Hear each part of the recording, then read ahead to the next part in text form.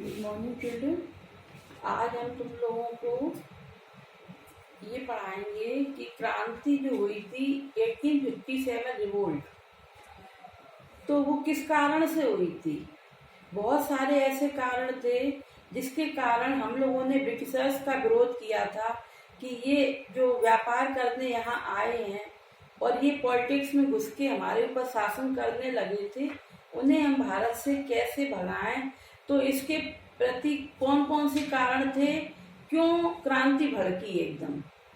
तो सबसे पहले हम पॉलिटिकल रीजन आज समझाएंगे कि कौन कौन से ऐसे राजनीतिक कारण थे जिस कारण से क्रांति भड़की। हम आपको बता दें कि लॉर्ड वेलेस्ली ने सब्सिडारी अलायंस चलाया था, संधि का सिद्धांत। वो देशी राजाओं से, राजकुमारों से दोस्ती करके और उनका राज हड़प लेता था। इसी तरह अपना ये डॉक्ट्रिन ऑफ लेग्स चलाया था लॉर्ड डलहौजी ने, गोद का सिद्धांत। जिन राजाओं के अपने पुत्र नहीं होते थे तो गोद लिया हुआ पुत्र वो मानता नहीं था, हड़प लेता था। Political reason, there was a lot of discontent among landlords. उस समय डिसकंटेंट, असंतुष्टि थी। लैंडलॉर्ड्स जो जमींदार होते थे वो असंतुष्ट होते थे अंग्रेजों से। And zamindars due to the British territorial extension policies.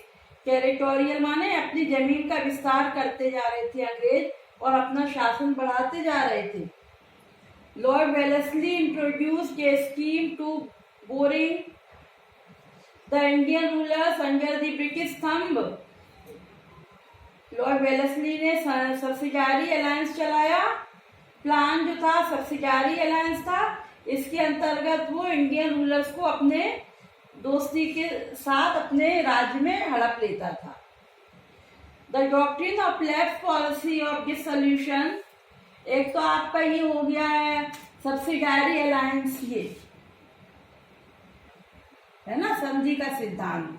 और दूसरा हो गया लॉर्ड डलहौजी का ये डॉक्ट्रिन ऑफ लेफ्ट पॉलिसी, गोद का सिद्धांत। ये दो पॉलिसी थी। States, Lord Dalhousie caused many Indian states to be a part of the British empire, है ना। जिन राजाओं के अपने पुत्र नहीं थे, ब्रिटिश एम्पायर में वो राज्य मिला लिए। British to control of many states like जैसे पंजाब, सिक्किम, सतारा, जयपुर, संबलपुर, झांसी, नागपुर, ईटीसी। इन राजाओं के अपने पुत्र नहीं थे तो अपने में हड़प लिया। झांसी की रानी के भी अपना पुत्र नहीं था, गोद लिया वो पुत्र, उसने माना ही नहीं। The British government ended state titles, British government ने स्टेट में टाइटल्स थे, है ना, नवाब, खान, बहादुर, सब हटा दिए। Conferred to Nawab of Awadh, तो ब्रिटिश गवर्नमेंट ने टाइटल भी हटा दिए। अवध का जैसे नवाब है तो अब नवाब नहीं कहेंगे उससे, इस तरह से। Tanjore and Karnataka which cause the political destability therein, Tanjore और कर्नाटक में भी पॉलिटिकल डिस्टेबिलिटी थी पॉलिटिक्स में। British were disrespectful towards the last Mughal emperor, जो अंग्रेज थे वो डिसरिस्पेक्टफुल थे, आदर नहीं करते थे। लास्ट मुगल एम्परर जो था बहादुर शाह जफर सेकंड, वो दिल्ली का राजा बना था और क्रांति का नेता।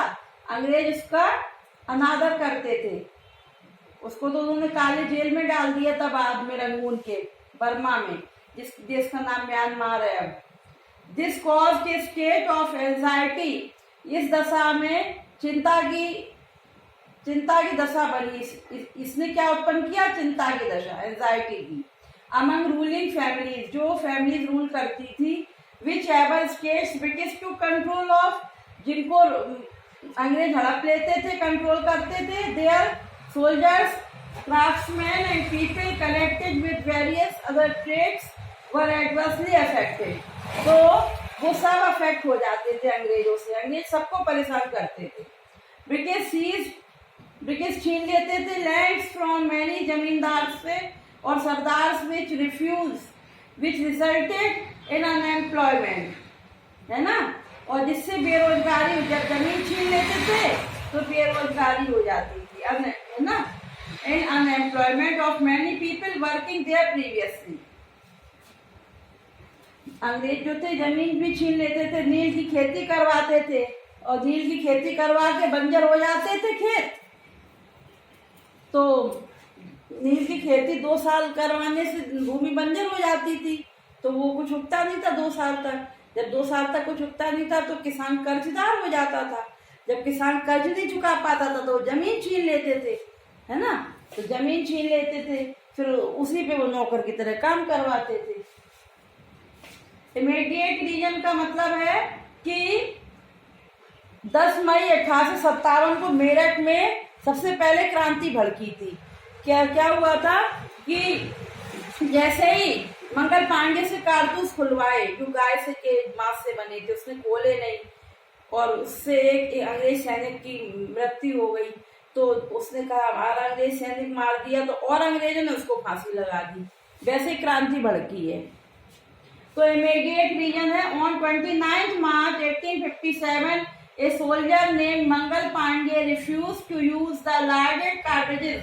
चढ़े हुए कारतूस को मुंह से नहीं खोला उसने, क्योंकि वो and shot a British officer, उससे एक ब्रिटिश ऑफिसर मारा गया। In a fit of anger, क्रोध में उसने मार दिया। Mangal Pandey was arrested and executed on 8 April 1857। Mangal Pandey जो था अरेस्ट हुआ, मंगल पांडे वॉज अरेस्टेड, मंगल पांडे को अरेस्ट कर लिया एंड एग्जीक्यूटेड ऑन 8 अप्रैल 1857। और एग्जीक्यूटेड मीन्स असैसिनेशन या हैंग, फांसी लगाना।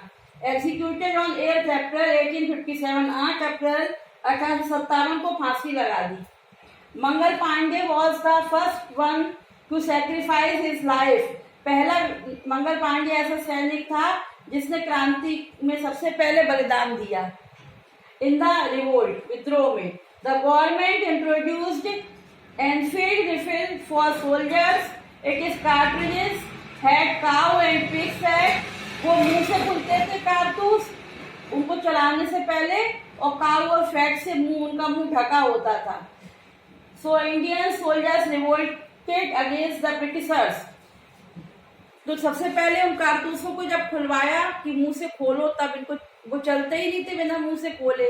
और काऊ के मांस से वो तो मंगल पांडे के सेंटीमेंट्स को धक्का लगा कि हम मतलब मीट वगैरह खाते नहीं, हम इसको मुंह से नहीं खोलेंगे, इसलिए क्रांति भड़की। तो 10 मई 1857 को क्रांति मेरठ में सबसे पहले भड़की। ठीक है, थैंक यू।